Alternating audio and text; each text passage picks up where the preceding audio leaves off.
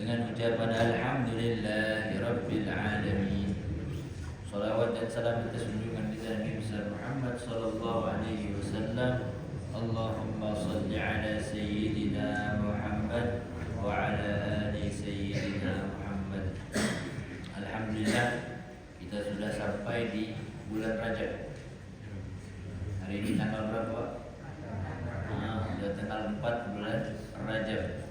Mudah-mudahan Allah berikan keberkahan kepada kita semua di bulan Rajab dan keberkahan pula di bulan Sya'ban, dan Allah sampaikan umur kita di bulan Ramadan. Begitulah bunyi doa baginda Nabi Muhammad SAW. Allahumma barik lana fi Rajab wa Sya'ban wa ballighna Ramadan. Mudah-mudahan sampai Ramadan. Amin ya rabbal alamin. Sebelum sampai Ramadan harus ada persiapan. Apa persiapan Ramadan? Persiapan ilmu tentang Ramadan, persiapan amal untuk Ramadan, persiapan diri untuk Ramadan. Uangnya siapin nggak ketua? Siapin juga ya. Tapi jangan jadi beban pikiran gitu. Cukup bagi kita untuk bersiap-siap bekerja, sisanya serahkan kepada Allah Subhanahu wa taala. Kalau enggak sampai umur saya sampai Ramadan gimana Ustaz? Insyaallah ditulis sampai sama Allah Subhanahu wa taala. Karena udah niat. Ya kan? Karena udah niat pengen sampai. Udah niat pengen jadi orang yang menghatamkan Al-Qur'an di bulan Ramadan misalnya. Pengen orang dapat tahajud di bulan Ramadan, pengen dapat ya amal-amal bulan Ramadan, amaliyah Ramadan. Tahunya keduluan sama umur. Dicabut sama malaikat maut karena udah habis batasnya. Bagaimana tuh? Dia akan dapat pahala bihasabi niyyatih. Ya, karena sebab niatnya. Karena ada tujuan baiknya. Walaupun pada akhirnya enggak sampai. Jangan sampai tidak ada niat. Ya, niyatul mu'min khairul min amalih. Niatnya orang beriman itu ya, lebih baik ya daripada amalnya. Dengan makna apa? Bahwa beliau sebelum beramal kebaikan itu sudah dicatat kebaikan, satu kebaikan yang kita niatkan walaupun belum kita lakukan sudah ditulis oleh malaikat sebagai kebaikan. Ada kullihat. Diulang-ulang doanya. Inilah amaliyah bulan Rajab. Boleh juga ditambah dengan puasa. Rasul SAW itu puasa di bulan Ramadan, bulan Rajab itu full. Puasanya full. Tanggal 1 sampai akhir. Kenapa full? Untuk latihan bulan Ramadan. Nanti bulan Ramadan puasanya berapa hari? 30 hari. Kecuali yang udzur. Boleh enggak puasa? Siapa yang udzur? Kalau keluar darah. Apa itu? Yaitu halangan bagi perempuan. Berarti kalau laki enggak puasa mungkin halangan tuh. Itu ada udzurnya. Dia nggak bisa puasa. Atau mungkin ada juga udzur-udzur yang lain, yaitu kalau udah terlanjur tua, udah nggak mampu. Kalau orang kita bilang apa? Pikun. Udah pikun, terlalu tua, nggak mampu. Dipaksain puasa nanti out beliau. Keduluan umur nanti. Itu persiapan bulan Ramadan itu di bulan Rajab ini. Jadi siap-siap puasa, mau latihan boleh. Jadi sekarang adalah hari di mana kita mulai latihan untuk beramal kebaikan yang nanti akan kita panen di bulan Ramadan insyaallah. Lanjutan dari kajian kita sebelumnya di halaman 52 kita baca aja di sini insyaallah.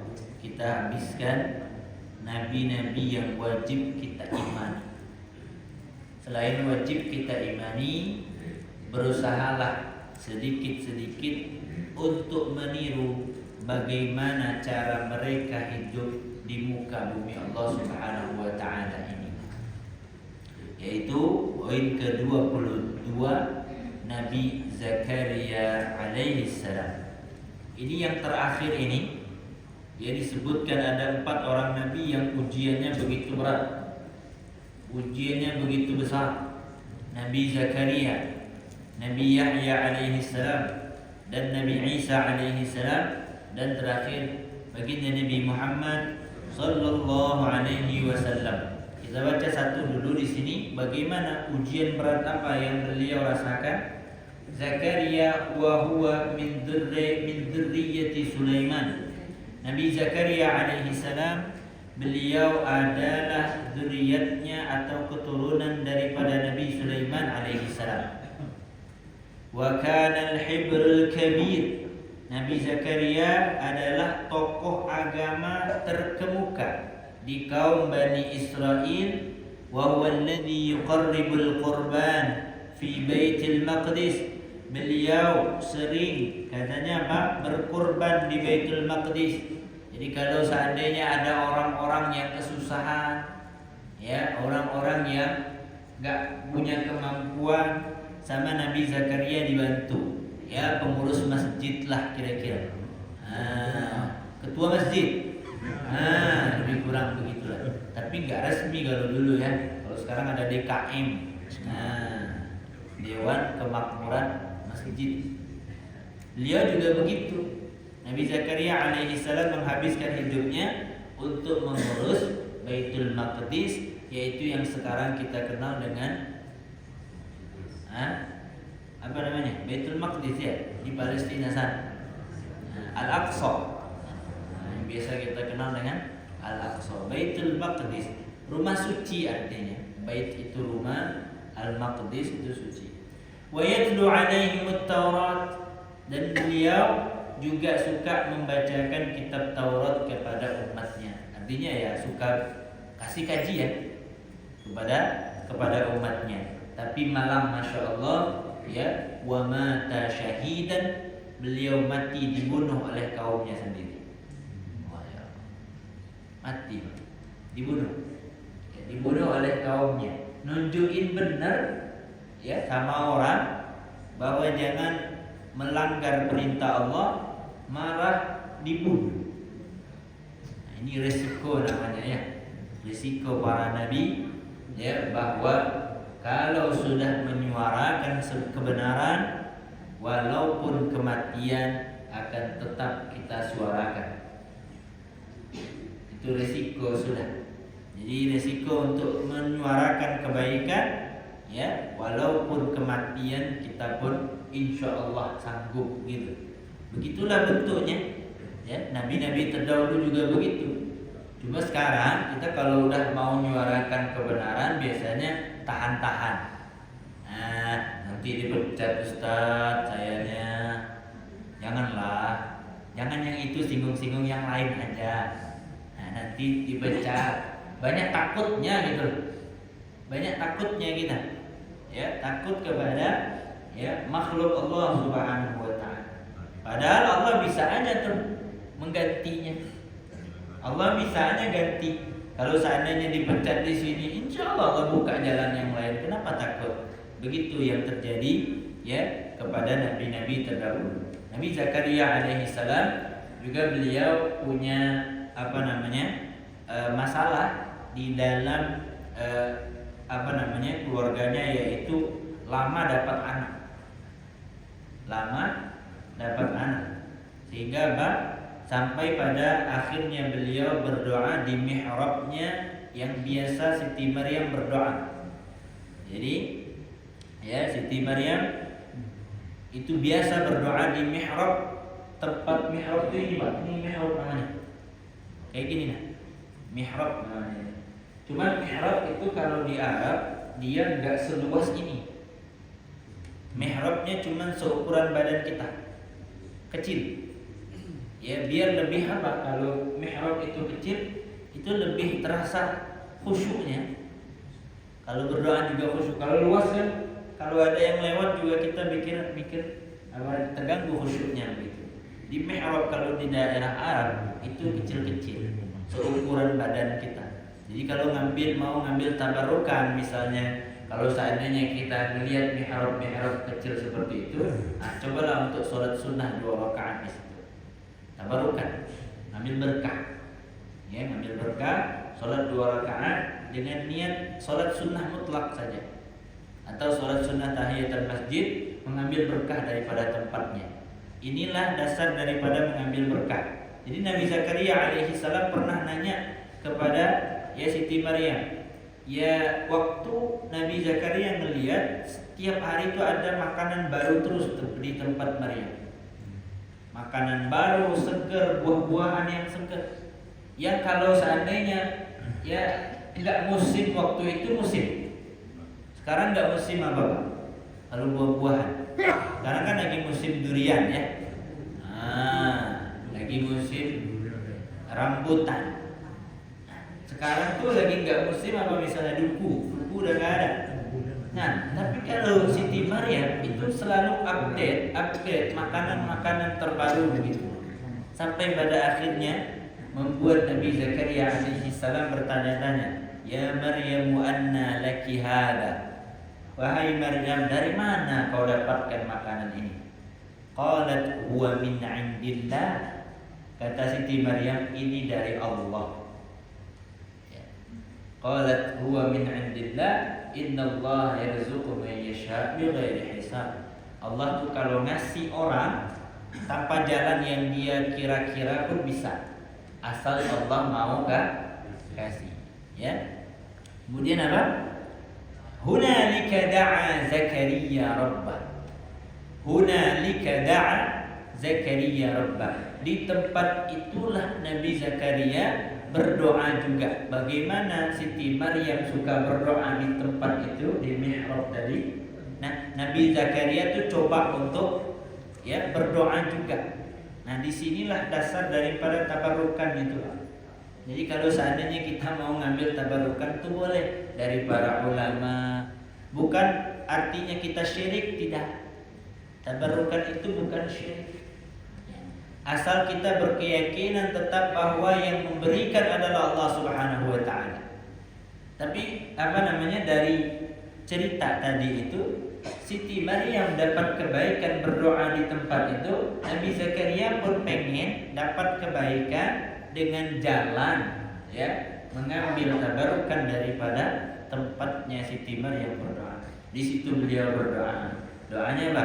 Hunalika da'a Zakaria rabbah qala rabbi habli min ladunka dzurriyyatan thayyibah innaka sami'ud du'a. Ya Allah, berikan saya keturunan yang baik-baik. Keturunanlah biar bisa ngelanjutin kenabian ini begitu. Ya.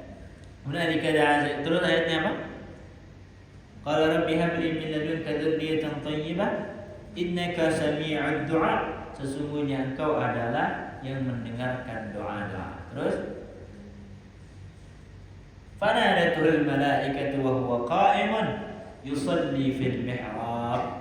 Akhirnya Pak, ketika berdoa itu enggak lama setelah itu Pak. Sebelumnya Nabi Zakaria mungkin berdoa minta keturunan, tapi pengabulannya lama begitu. Tapi pas beliau berdoa di mihrabnya siapa? Mihrabnya Siti Maryam, itu doa tuh mulai pengabulannya mulai cepat. Datangnya dari mana tahu pengabulan itu sudah datang? Fanadatul malaikatu wa huwa qa'imun yusalli fil mihrab. Waktu beliau salat di tempat itu, kemudian dipanggil atau diajak ngobrol sama malaikat, dibilang apa? Annallaha yubashshiruka bi Yahya. Sesungguhnya Allah memberi kabar gembira kepada engkau wahai Zakaria, yaitu akan memberikan engkau anak. Langsung dikasih nama. Siapa namanya? Yahya. Udah dikasih kabar, langsung dikasih nama. Berarti kalau mau kasih nama anak, kapan bagusnya?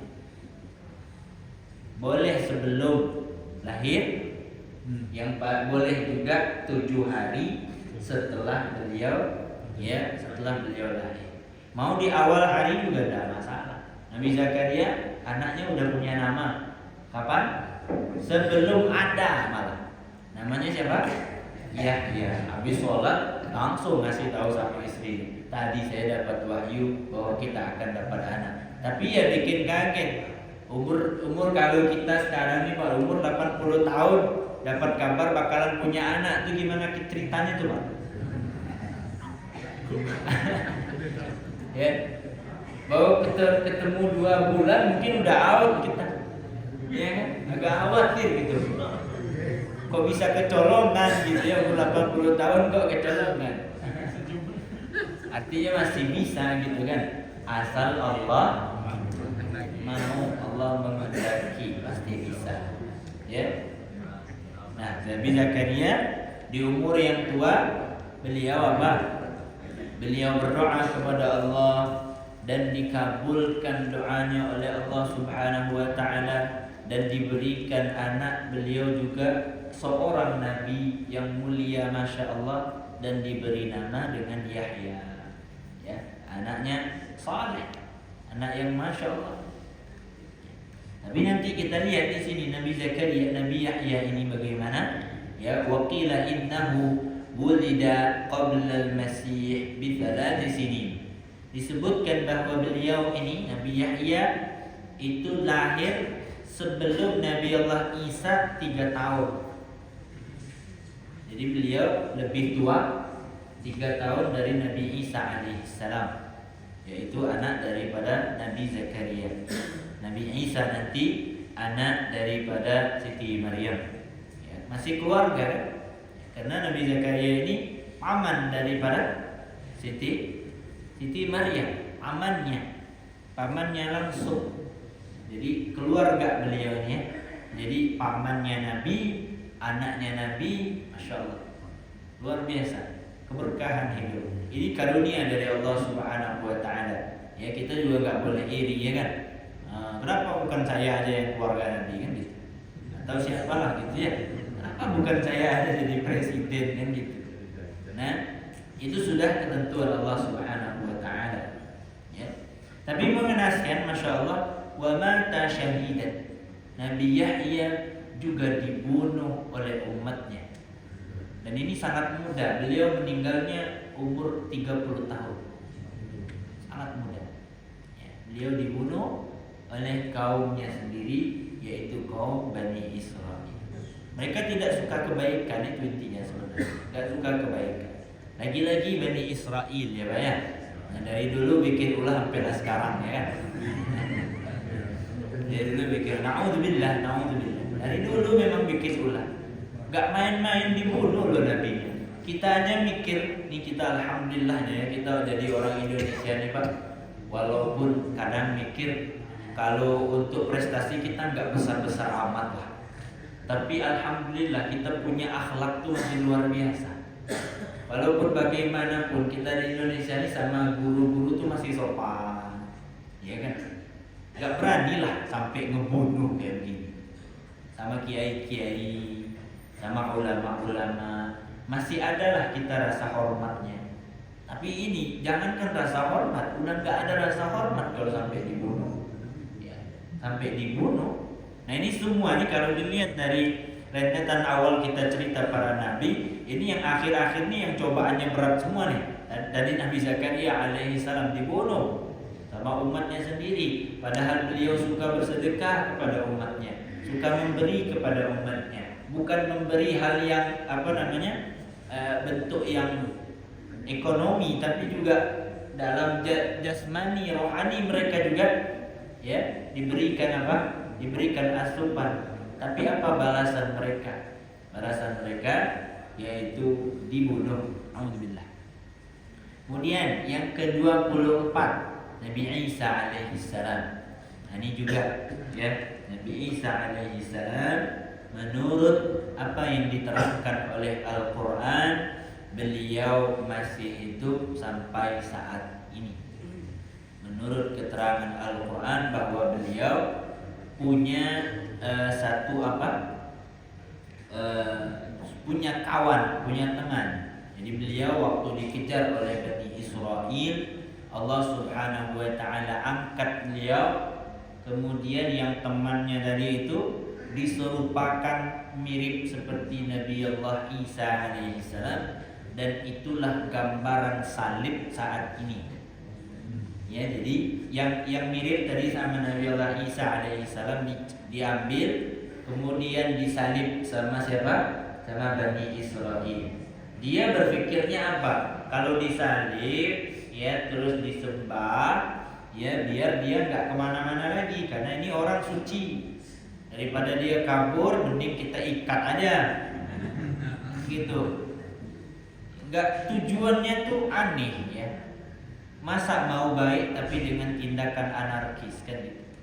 Disinilah letak aturan itu, bahwa kita kalau mau buat baik juga harus sesuai aturan.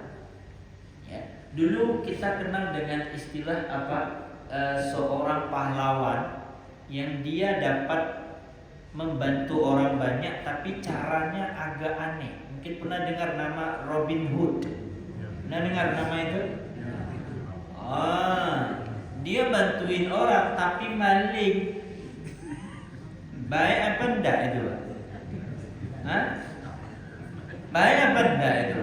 Oke, saya kasih analogi aja biar gampang. Itu sama dengan orang yang mencuci baju, niatnya pengen cuci baju tapi pakai air kencing.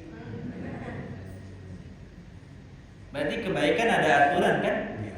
Kebaikan ada aturan. Kalau mau sedekah ya dan yang halal, walaupun sedikit, Pak. Ya kan?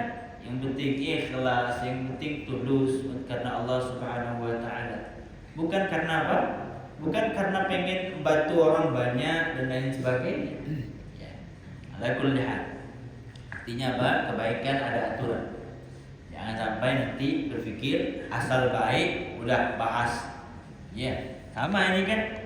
Ya, ceritanya bahwa mereka pengen ya Nabi Isa alaihissalam ya jadi sesembahan mereka, akhirnya Nabi Isanya yang disalib, itu tujuan mereka. Padahal Nabi Isa alaihissalam diangkat oleh Allah Subhanahu wa taala ke langit dan sampai hari ini masih hidup, dan suatu saat nanti beliau akan turun ke bumi dan akan membunuh Masih Ad-Dajjal. Beliau lah yang membunuh Dajjal nanti. Gak ada seorang pun yang bisa membunuh Dajjal. Ingat itu. Sekuat apapun kita, sehebat apapun kelompok kita, gak ada satu pun yang bisa membunuh Dajjal kecuali beliau, Nabi Allah Isa alaihissalam. Sekarang tuh bagaimana mengimani hal ini? Itulah. Ya kan, kita belajar tauhid nih. Bagaimana caranya diangkat, coba? Bagaimana mengimani hal ini? Kalau kita sekarang ya nggak mungkin lah, lewat logika nggak mungkin.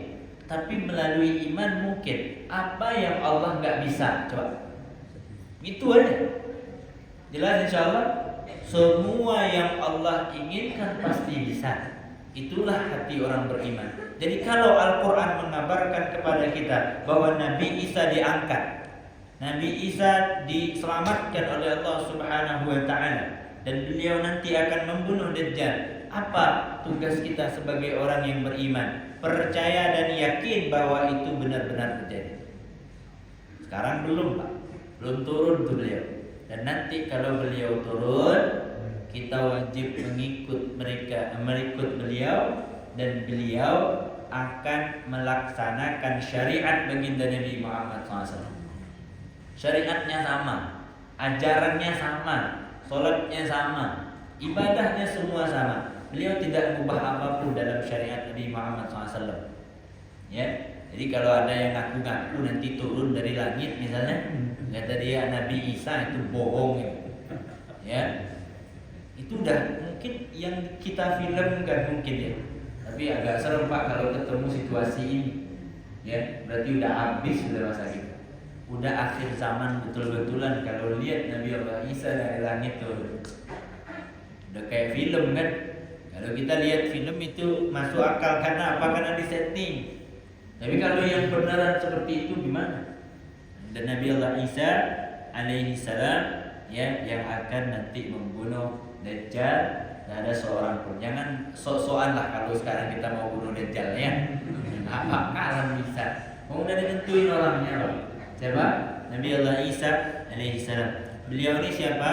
Beliau ini Ibnu Maryam, anak laki-laki dari Maryam.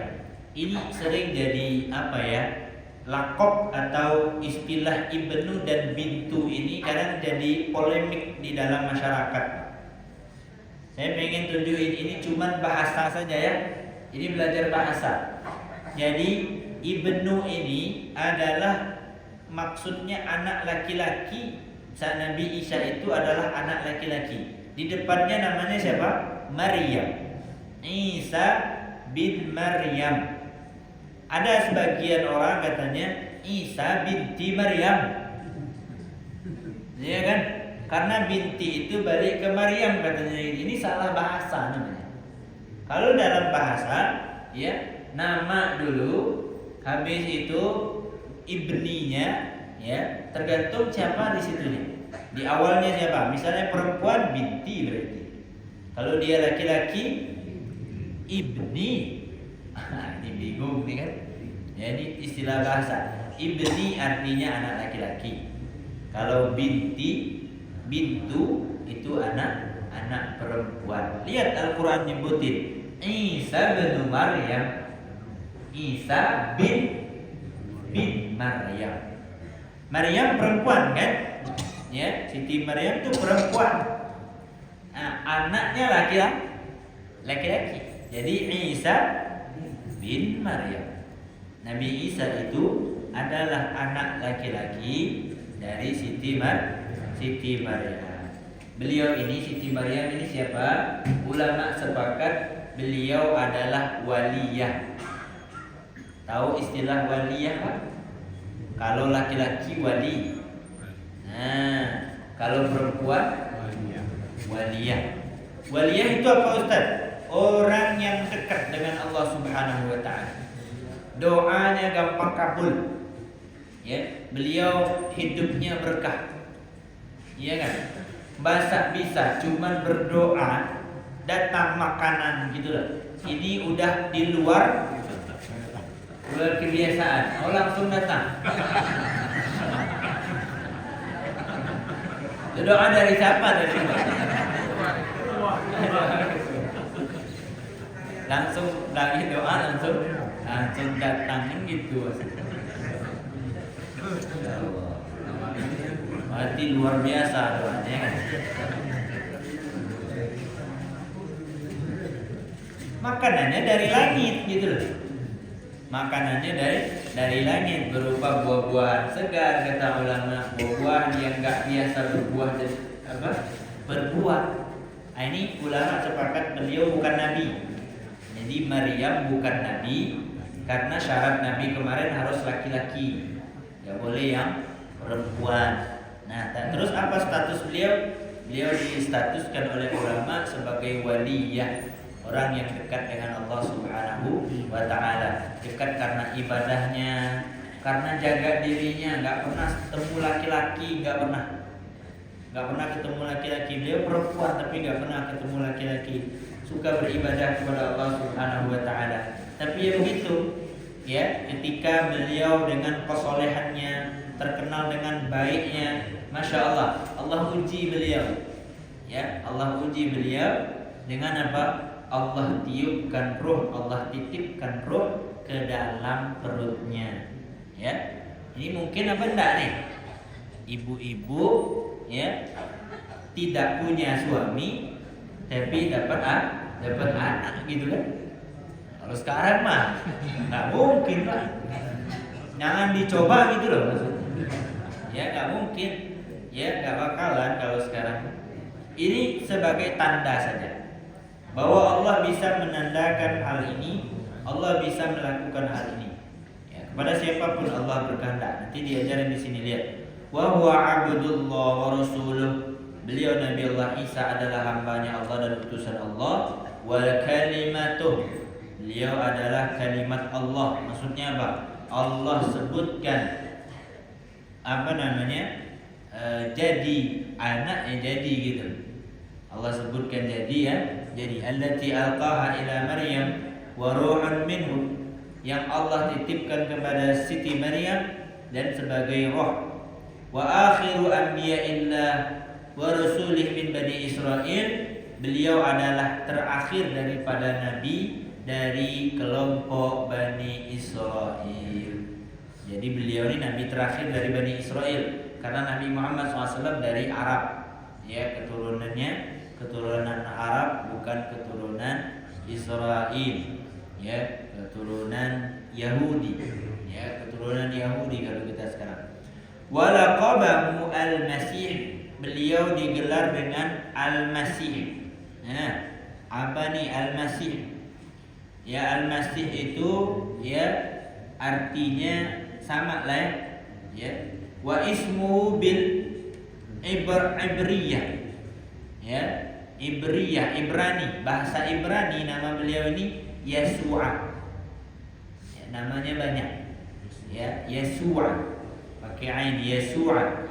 Maksudnya apa? Al-Mukhallis, yang suci artinya. Jadi sama, Masih Al-Mukhallis, ya, suci. Wa kunyatuhu Ibnu Maryam, beliau dikasih gelar atas nama Ibnu Maryam, anak laki-laki daripada Siti Maryam. Wa minal hikam, dan di antara hikmah. Nah, sekarang tinggal lagi kita belajar hikmahnya bagaimana. Kok bisa nih ya terjadi begini, gak ada ayahnya tapi bisa lahir begitu. Bagaimana hikmahnya? Ya, hikmahnya adalah al-uluhiyyah al-jalilah, anna khalaqallahu Adam min ghairi abin wa ummin. Hikmahnya adalah Tuhan Allah Subhanahu wa taala menjadikan Nabi Adam alaihi salam tanpa bapak, tanpa ibu. Jadi gitu.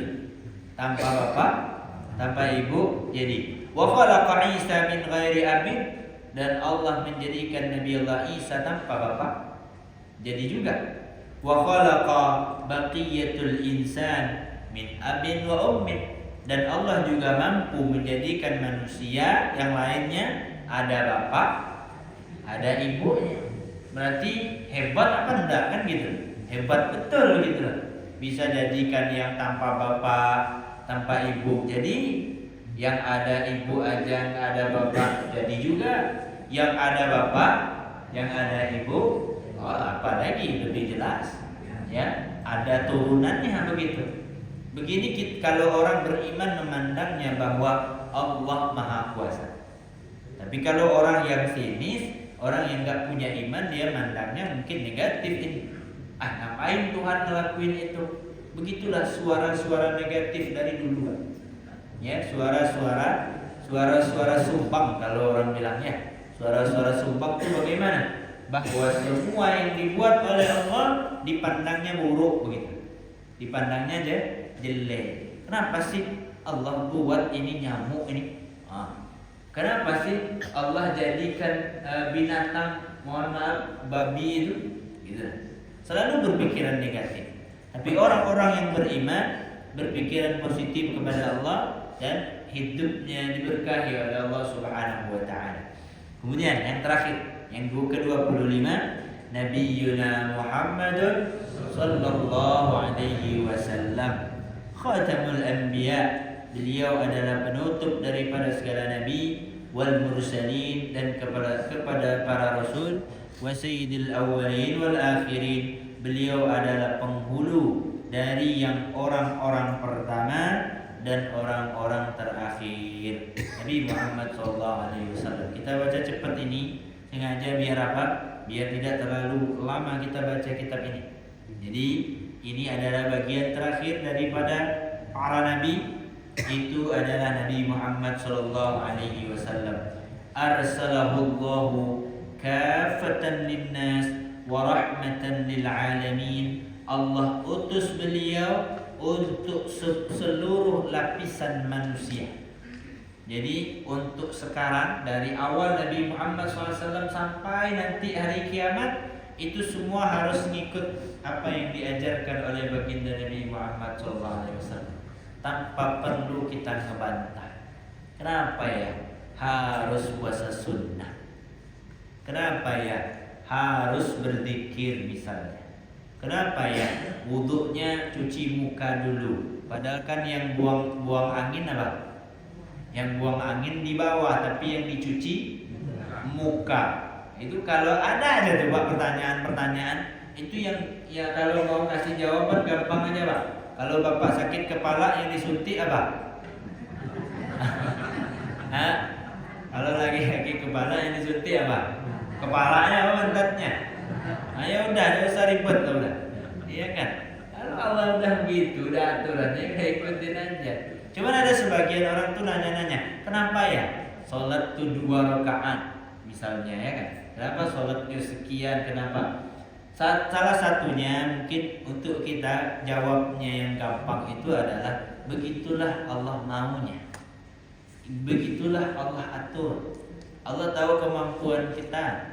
Allah tahu ukuran kita. Makanya Allah kasih seukuran yang kita mampu.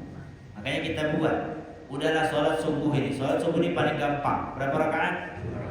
Coba 4 rakaat. Oh berat kita Pak. Ya. Udahlah 2 rakaat aja sering lewat. Apalagi ya Pak? 4 rakaat. Repot. Allah tahu kemampuan kita. Makanya dikasih apa? Dikasih yang sudah tertentu. Dan Rasulullah SAW juga belajar sholat dengan malaikat Jibril begitu. Jadi malaikat Jibril di depan sholat, Rasul di belakang ngeliatin malaikat Jibril, kemudian umat di belakang ikutin Rasul. Bagaimana cara malaikat Jibril sholat? Ya begitu. Rasul tidak juga nanya kenapa 2 rakaat, kenapa 4 rakaat. Yang repot kalau ditanya kita ini, kenapa sholat 4 rakaat sholat zuhur, Rasul aja sholat gak ditanya. Ya, nggak nanya juga sama malaikat Jibril, kenapa 4 ini zuhur di Jibril? Nggak juga nanya, ya kan? Begitulah.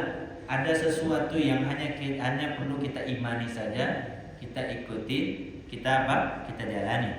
Kemudian apa firman Allah Subhanahu wa taala tentang bagaimana Rasul itu sebagai utusan bagi semua lapisan manusia.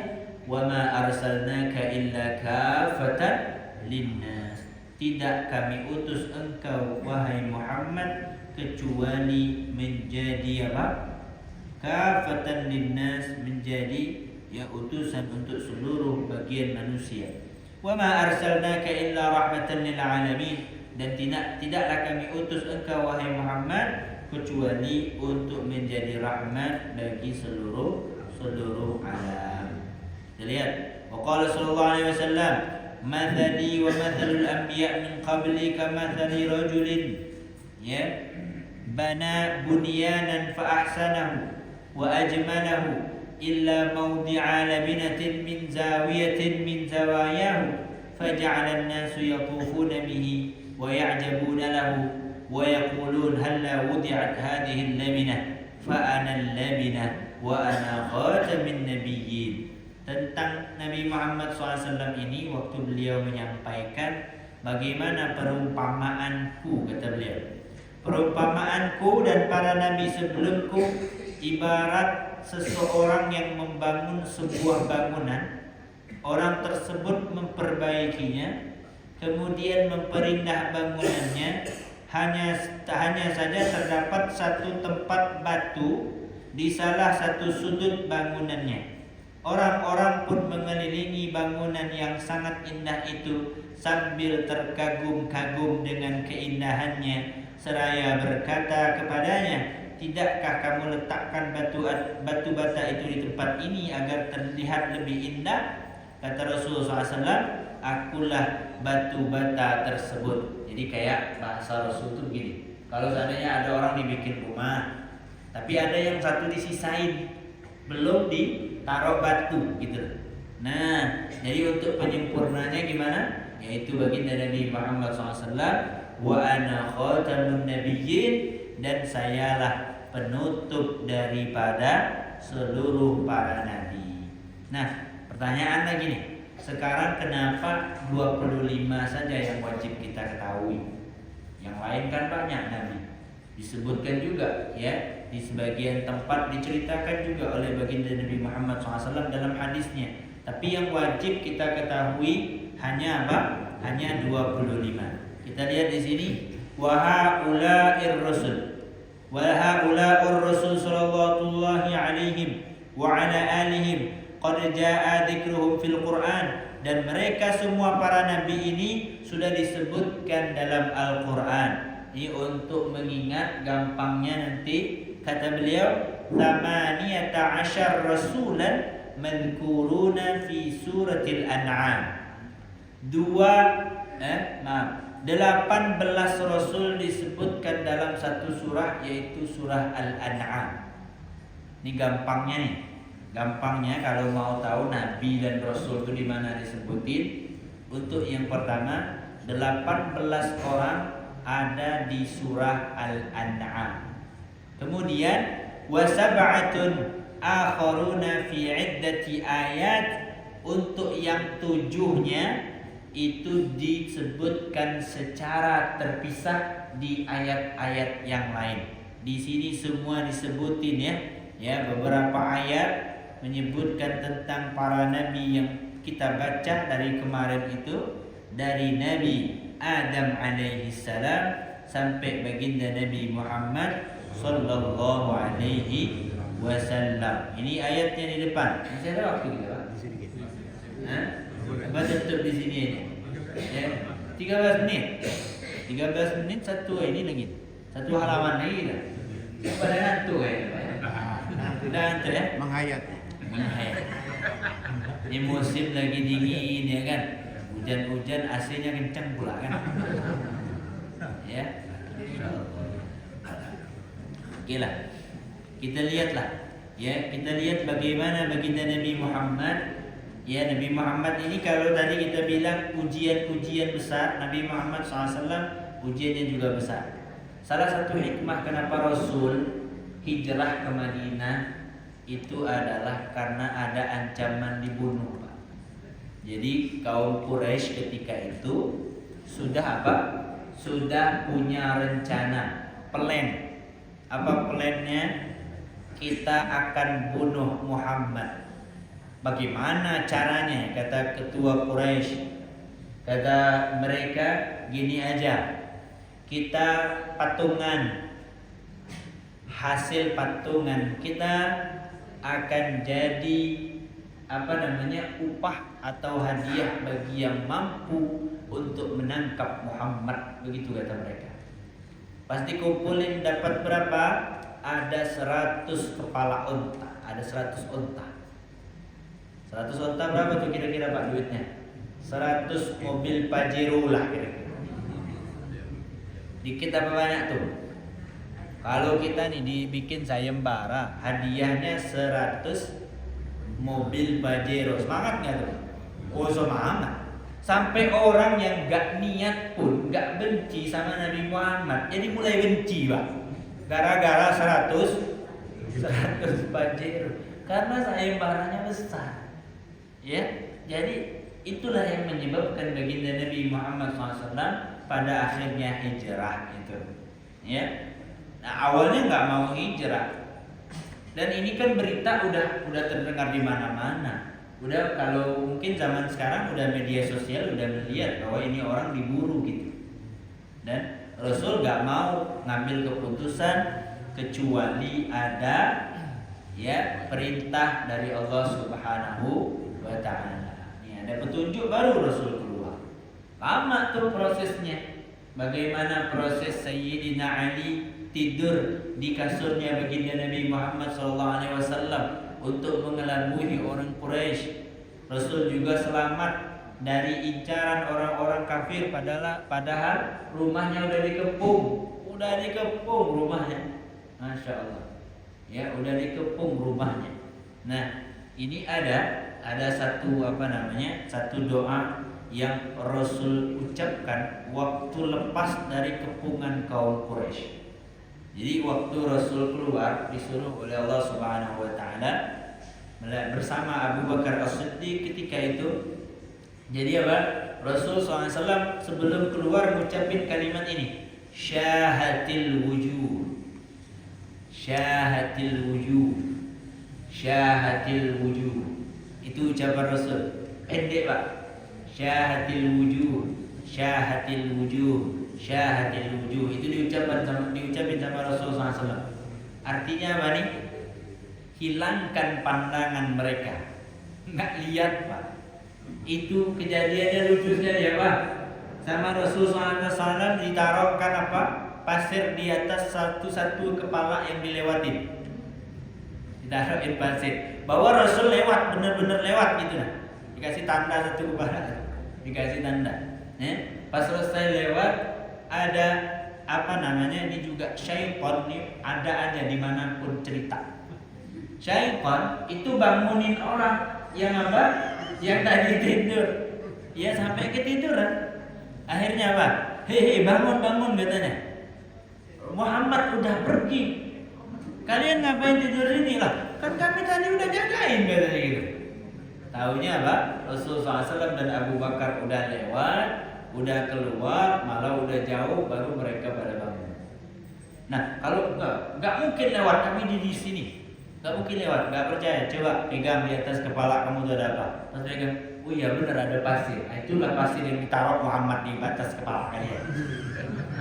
Kalian nggak sadar ya kan? Ada Muhammad lewat di sini, ya nggak sadar. Nah itulah hikmahnya. Ya daripada perjalanan baginda Nabi SAW hijrah itu perjalanan lama Pak. 1 minggu jalan. Jalan sebenarnya ada onta, cuman gantian satu aja. Karena kalau banyak bahaya. Kalau banyak kan ketahuan kalau satu-satu. Ya akhirnya apa disiapin lah sama Abu Bakar onta. Tapi ya itu untuk ngilangin jejaknya supaya jangan sampai diikutin sama orang yang di belakang. Itu ya udah jalan sampai ke Madinah sana. Dari hari Senin perjalanan Rasul sampai ke Madinah jalan kaki itu hari Senin juga. Berarti berapa? 8 lebih kurang 8 hari, seminggu lebih jalannya. Sanggup kita jalan kaki dari sini ke Jakarta lah. Nggak usah jauh-jauh lah. Dari sini ke Tebo saya bisa jalan kaki. Gak mau gitu. Iya kan? Kejauhan Jakarta itu. Jalan dari rumah ke masjid aja malas sekali. Pakai apa? Jalan ke masjid dari rumah, jalan kaki apa gimana? Motor. Ya kan? Agak sulit kita. Begitu Rasul berjuang ya dalam mempertahankan Islam dan beliau selamat masya Allah dari buruannya. Dan Allah selamatkan baginda Nabi Muhammad dari semua apa? Dari semua pengelabuan daripada musuh-musuh Allah Subhanahu wa taala. Mau dibunuh, mau diapa-apain selalu diselamatkan. Cuman Rasul gak selamat dengan satu hal. Ya, yang kemarin kita ceritain yaitu dengan sihir. Sihir itu gak bisa Rasul selamat. Sihir minasyaitan. Ya, sihir itu dari syaitan. Sihir itu ada. Al-Qur'an mengabarkan tentang sihir. Makanya kita tegaskan lagi karena tadi di awal kita sudah apa? Sudah baca zikir, jangan tinggalin zikir. Itu pesan-pesan guru-guru kita, jangan tinggalin zikir. Apalagi perempuan. Perempuan boleh berzikir walaupun dalam keadaan halangan. Boleh. Bacanya apa Ustaz? 2 kalimat. A'udzu bikalimatillahi tammati min syarri ma khalaq. Baca 3 kali. Kemudian bismillahirrahmanirrahim. La yadurru ma'asmihi syai'un fil ardi wala fis sama' wa huwas samiul alim. Baca 3 kali pagi sore. Ini enggak boleh tinggal. Kalau tinggal bahaya. Ya, kalau nanti kena sihir fala yalumanna illa nafsa. Jangan nyalahin kecuali salahin diri sendiri. Kenapa? Karena syaitan itu selalu akan mengganggu kita, akan menyulitkan jalan kita. Lagi perempuan enggak sholat. Kalau lagi halangan, ya kan? Perempuan kalau lagi halangan gak sholat kan? Nah, baca dikit. Pagi habis subuh, ya, sore habis asar. Mudah-mudahan Allah jagain kita semua dari keburukan. Mudah-mudahan Allah ya berikan petunjuk kepada kita atas untuk melakukan kebaikan dan selalu istiqamah dalam kebaikan. Amin ya rabbal alamin. Bismillahirrahmanirrahim. Alhamdulillahirabbil alamin. Allahumma shalli ala sayyidina Muhammad wa ala ali sayyidina Muhammad. Allahumma ij'al jam'ana hadha jam'an marhuma wa tafarruqana ba'da tafarruqan ma'suma. Rabbana atina fid dunya hasanah wa fil akhirati hasanah wa qina adzaban nar. Wa Wassalamualaikum warahmatullahi wabarakatuh. Wassalamualaikum warahmatullahi wabarakatuh. Bapak dan Ibu yang kami hormati, demikianlah kajian